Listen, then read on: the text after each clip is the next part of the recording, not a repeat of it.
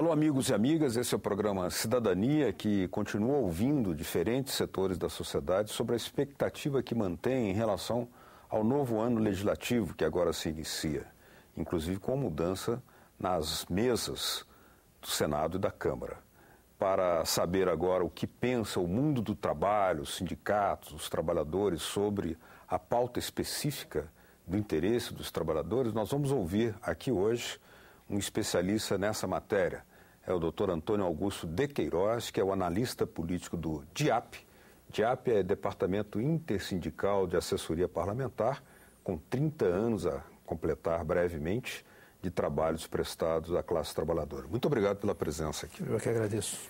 Doutor Antônio, como é que nós poderíamos imaginar qual seria a expectativa que o mundo do trabalho tem em relação ao ano que se inicia aqui no Congresso, né? Já que nos últimos anos muitas das reivindicações que vêm dos trabalhadores têm sido aprovadas, têm avançado alguma reivindicação. E agora, a esperança amplia-se ou está aí em ponto de interrogação?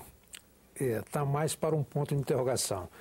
De um lado, nós temos a expectativa de que a economia realmente volta a crescer a partir de 2013, a partir das medidas que foram tomadas no ano de 2012, uma série de isenções e renúncias fiscais que vão certamente impulsionar a economia e, portanto, terá mais emprego formalizado e até perspectiva de melhores salários. Agora, do ponto de vista das relações de trabalho, há certo temor das entidades sindicais em relação à postura, principalmente do setor empresarial, no sentido de que, para eles, já teria se exaurido os benefícios dos incentivos fiscais e, portanto, iriam buscar ampliar a redução do custo da mão de obra, exigindo ou pressionando para que houvesse flexibilização de direito ou redução de alguns direitos. Então, é um ambiente de muita apreensão, de muita preocupação. Felizmente, nos últimos 10 anos, o governo federal tem tido uma postura mais avançada do que o Congresso frente a esse tema, né? Tomando iniciativas em favor dos trabalhadores ou vetando matérias que prejudicam os trabalhadores. Isso dá um certo conforto desse ponto de vista, mas de qualquer maneira vai ser um ano muito disputado nesse campo das relações de trabalho. E muito provavelmente as entidades sindicais retomarão as marchas em relação a isso, muito em função da postura da Presidente da República recentemente, que tem ouvido com mais frequência o setor empresarial do que os representantes de trabalhadores. Embora ela tenha sido generosa para com os trabalhadores, porque sancionou uma série de leis que trouxe benefícios nesse período. Mas há essa preocupação de que os empresários possam convencê-la de que ela deve flexibilizar relações de trabalho. Um tema que está sempre à baila aqui, que traz a preocupação dos trabalhadores também para a agenda do Congresso Nacional, a agenda legislativa, é aquele referente à CLT, a velha consolidação dos trabalhos, né? Que já com muito mais, vai completar 60 anos agora, né? Ou mais. E sempre há um debate em torno de flexibilização de alguns dos seus artigos. Especificamente aí, qual é a preocupação dos trabalhadores? De fato, há uma série de ações e iniciativas de parlamentares vinculadas ao mundo empresarial no sentido de flexibilizar direito, ou seja, fazer com que prevaleça o que foi negociado sobre o que foi legislado, né? Então, é alterar a coluna dorsal, a espinha dorsal da CLT, que é a regra que estabelece o seguinte, que não pode haver alteração das relações de trabalho em prejuízo do empregado, ainda que haja sua concordância. Então, só na hipótese de o sindicato assinar um acordo abrindo mão de alguns direitos é que poderia ser aplicado eventualmente a esses trabalhadores e mesmo assim em situações muito específicas. Então, a CLT incorpora no Brasil o direito do trabalho que aqui no país é uma norma de caráter irrenunciável, né? Então, qualquer renúncia que o empregado faça em seu prejuízo, ela é nula de pleno direito, porque parte do pressuposto que o empregado é a parte mais fraca econômica, social e politicamente na relação com o empregador, e logo ele deve ser protegido pelo hipossuficiente. Isso é uma tentativa permanente que existe. O governo do presidente Fernando Henrique chegou a aprovar um projeto na Câmara, flexibilizando a CLT, ele chegou no Senado e aí o presidente Lula se elegeu e retirou esse projeto de tramitação. Mas existem muitos na Câmara tratando dessa tentativa. Essa é uma das mudanças que sempre estão presentes ali, uma espécie de ameaça a esses direitos da CLT. O segundo projeto é separar os trabalhadores a partir do porte da empresa em que trabalha. Isso também seria um retrocesso, uma tragédia do ponto de vista dos trabalhadores, porque quem gera mais emprego são as pequenas e microempresas. Então, se você não assegura aos empregados das pequenas e microempresas o mesmo direito do empregado da grande empresa, certo, como o FGTS de 8%, férias de 30 dias com um terço, enfim, aviso prévio de 90 dias e tudo isso que é garantido aos demais trabalhadores, haveria um prejuízo enorme. E a Constituição é clara nesse sentido, no sentido de que os incentivos para pequena e microempresas são de ordem burocrática, para acelerar os trâmites, de ordem creditícia, crédito mais barato, e incentivos fiscais, algumas renúncias que dão condições para que ela possa efetivamente disputar o mercado e competir com as grandes empresas. Mas jamais em relação ao mundo do trabalho, ou seja, em relação a condições ou menos direito para os empregados dessas pequenas empresas. Então, essa é uma outra ameaça que sempre está presente e é objeto de grande preocupação dos trabalhadores. Uma questão que demonstrou uma grande sensibilidade por parte do Congresso foi em relação à lei que reajusta o valor do salário mínimo, recompondo suas eventuais perdas e valorizando, inclusive, em valores reais. Tendo sido sensível a uma reivindicação dessa, que é uma reivindicação antiga do mundo do trabalho, será que o Congresso pode vir a ser sensível também para uma outra demanda, que é, com o avanço das tecnologias, avançar na legislação que reduz a jornada de trabalho? É verdade. As mudanças favoráveis aos trabalhadores no mundo do trabalho dependem muito do apoio que o Poder Executivo dá a essas iniciativas, né? Então, por exemplo, no salário mínimo, foi o presidente Lula que manteve ao longo dos seus mandatos aumentos reais para os salários mínimos, mas não fixou uma política. A Dilma fixou durante o seu mandato de 4 anos, recuperando o poder de compra do salário com base no PIB de 2 anos atrás, quer dizer, além da inflação, mas o PIB de 2 anos atrás. Isso deu um incremento fabuloso ao salário mínimo e teve repercussão na previdência que paga um salário mínimo. Então, isso fez com que a economia e o mercado interno tivessem sustentação a partir dessa política de distribuição de renda que foi fundamental para a paz social no Brasil, né? E espera-se que, considerando que cada vez mais o trabalhador mora distante do seu local de trabalho, que muitas vezes despende 4 horas nesse percurso, é fundamental que haja uma redução da jornada. Nós praticamos no Brasil uma jornada de 44 horas e reduzir para 40 horas é muito razoável e seria importante que o governo apoiasse.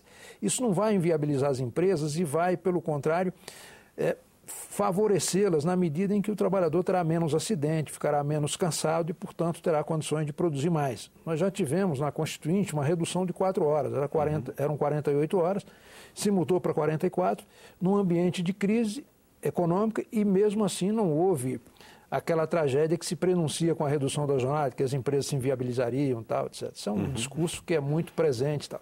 Então, a gente espera que a presidente da República se some nesse esforço e terá o apoio e a pressão do movimento sindical para viabilizar essa matéria, que seria um salto de qualidade importantíssimo neste ano de 2013. Uma característica desse ano legislativo que se inicia é que no Brasil, de 2 em 2 anos, tem eleições. Isso afeta muito o ritmo dos trabalhos do parlamento, é natural em qualquer parte do mundo.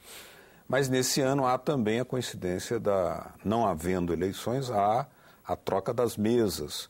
O que isso pode significar em termos de sensibilidade, em ritmo, em esperanças para o mundo do trabalho em relação ao Congresso? Pois é, sempre que há uma eleição de presidente da República, se cria a expectativa de grandes reformas, né?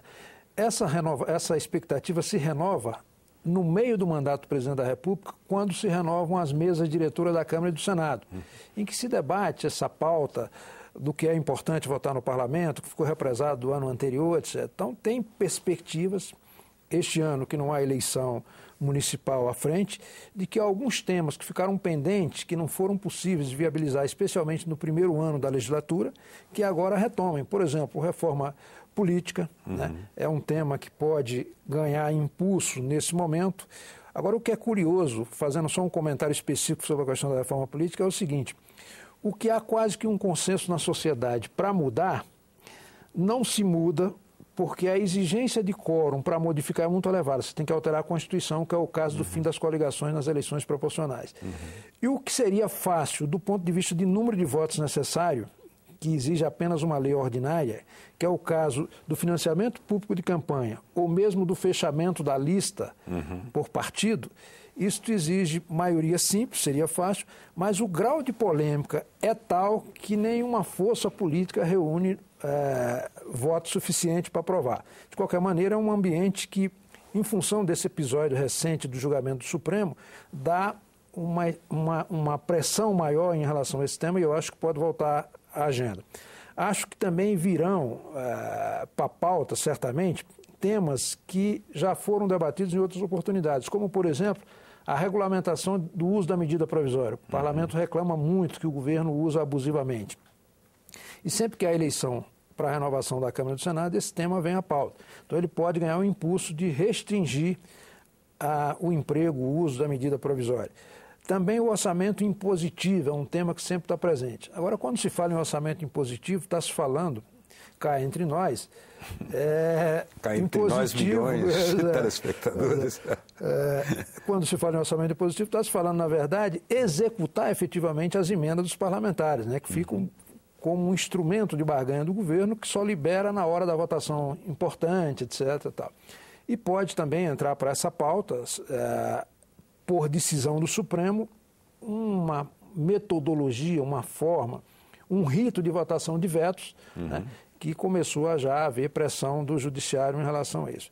E certamente continuará uma agenda remanescente da sessão legislativa anterior, que é a agenda federativa. Quer dizer, o Senado não aprovou até 31 de dezembro do ano passado a composição do Fundo de Participação dos Estados e Municípios, que é a decisão do Supremo, e que este ano terá que tomar essa providência, além de outras que tomou e que serão tomadas no sentido de reduzir a guerra fiscal entre os Estados, né, e dar um pouco mais de racionalidade na relação entre esses Estados do ponto de vista da tributação, para que não haja prejuízo para o próprio país e para a geração de emprego nessas regiões. Né? Falando um pouco nos avanços sociais garantidos aos trabalhadores pelo Congresso, pelos parlamentares, tivemos aí a regulamentação dos direitos dos empregados domésticos, né, que é um avanço importante. Será que isso anuncia ou faz dar mais esperança de que a PEC de trabalho escravo ganhe um ritmo para ser finalmente aprovada? Certamente. Eu acho que há duas propostas de emenda à Constituição, sob exame do Senado em particular, que já passaram pela Câmara, que são as propostas de emenda que tratam da punição severa com a expropriação da propriedade onde for localizado a prática de trabalho escravo ou trabalho degradante, né? E também a PEC que estende aos trabalhadores domésticos o mesmo tratamento dos trabalhadores urbanos, do ponto de vista dos direitos. Essas duas matérias estão aqui no Senado e acho que no mundo do trabalho são as duas matérias que têm mais perspectiva na minha avaliação. A terceira, que se encontra na Câmara, embora tenha sido uma iniciativa do Senado, né, já aprovada aqui, é o projeto que trata da extinção do fator previdenciário. Certo. Eu não nutro muito expectativa em relação à extinção, mas uma flexibilização.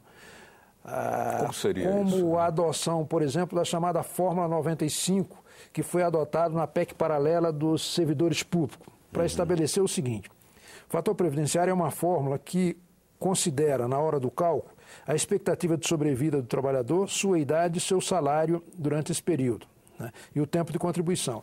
E esse cálculo, quanto maior a expectativa de vida, menor será o seu benefício previdenciário quando se aposentar. Então, para não prejudicar tanto aqueles que, por necessidade familiar, tiveram que começar a trabalhar mais cedo como arrimo de família, para ajudar no sustento da família. Exatamente, as famílias mais humildes. Famílias mais humildes, exatamente. Está sendo proposta uma alternativa que consiste no seguinte: o empregado que, somando tempo de serviço e idade, no caso do homem, atingir a chamada Fórmula 95, ele pode se aposentar sem as perdas do fator, independentemente da sua idade. E no caso da mulher, a Fórmula 85. Certo. Isso foi aplicado para os servidores públicos e funcionou muito bem.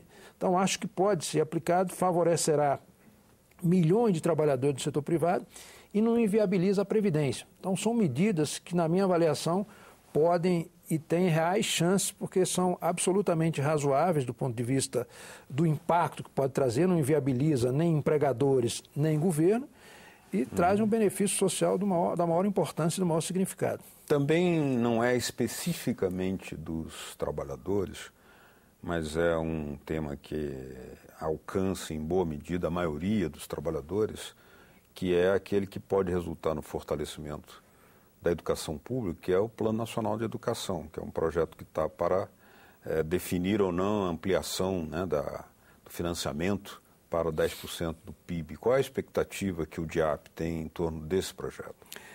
É que é uma matéria que vai andar certamente. É um avanço importantíssimo, se aumentar de algo em torno de 6% o gasto com a educação para 10% de modo gradual, ao longo de uma década, um pouco mais do que isso.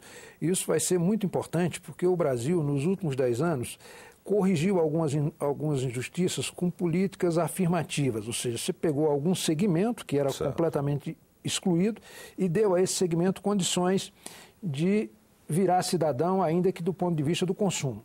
Esse cidadão, se utiliza no Brasil, não é muito correto, mudou de classe social, quer dizer, ele melhorou de padrão, entrou para a condição de cidadão efetivo.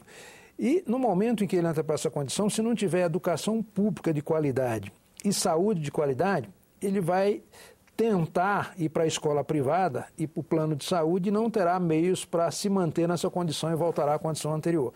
Então, para manter esse padrão, né, manter essas pessoas incluídas, há necessidade de um investimento forte em educação e saúde.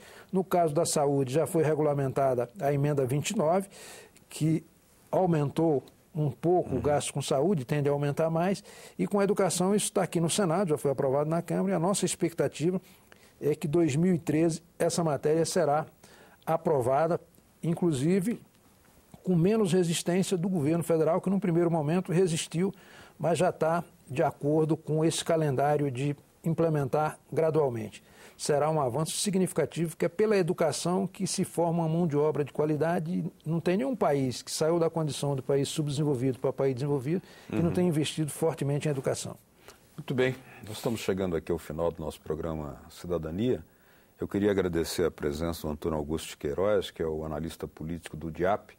DIAP é Departamento Intersindical de Assessoria Parlamentar, vai completar 30 anos esse ano, que tem um trabalho muito sistemático, muito atuante, muito firme, junto ao Congresso Nacional. Agradecê-lo pelas ideias, esclarecimentos e análises que trouxe acerca desse ano político que se inicia. Muito obrigado pela presença. Eu que agradeço, Pedro.